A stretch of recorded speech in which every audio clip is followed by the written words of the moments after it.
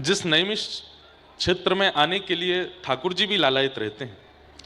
प्रभु श्री राम ने यहाँ पर अश्वमेध यज्ञ इसलिए किया क्योंकि ठाकुर जी को अनंत यज्ञ करने थे और इतना समय यज्ञ करने के लिए शेष नहीं है। ठाकुर जी को भी अपना एक सीमित समय में लीला विश्राम करनी है।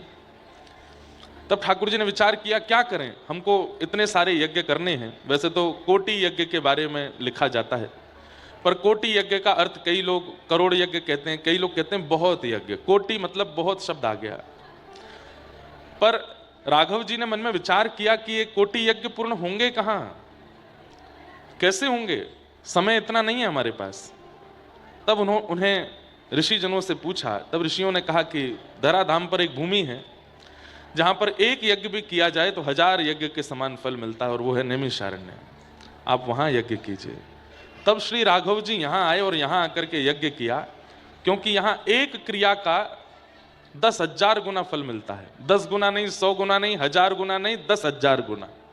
इसलिए नैमिषारण्य में आकर के प्रभु श्री राम ने अपना अश्वमेध यज्ञ पूर्ण किया, क्योंकि यहां फल दुगुना होकर प्राप्त होता है। ऐसी बद्रीनाथ की भी महत्ता है, पर बद्रीनाथ में महत्ता ऐसी है, बद्रीनाथ में मंत्र जप करो, बद्रीनाथ में नाम जप करो, मंत्र जप करो तो वो लक्ष्य गुना हो जाता है।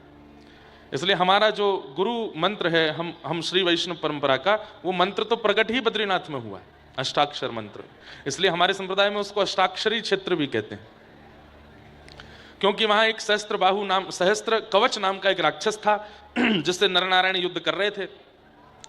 तो वो नर से जब युद्ध करता था तो नारायण बैठ करके तप करते थे, और जब 1000 वर्ष बाद एक कवच कटता था तो कवच का तेज ऐसा होता था कि नर मूर्छित हो जाते थे, फिर नारायण युद्ध करते थे, फिर नारायण मूर्छित हो जाते तब नर युद्ध करते।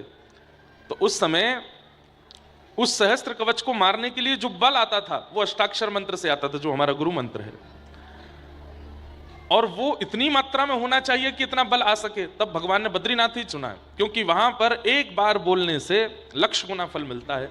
तो उतनी अवधि होती जाती और फिर वे सहस्त्र कवच के साथ में युद्ध करते। अब ठाकुर जी हैं, ठाकुर जी तो किसी को पलक झपकते भी मार सकते हैं, लेकिन ये सब लीला हमारे लिए करते हैं ताकि हम स्थान के महत्व को समझें।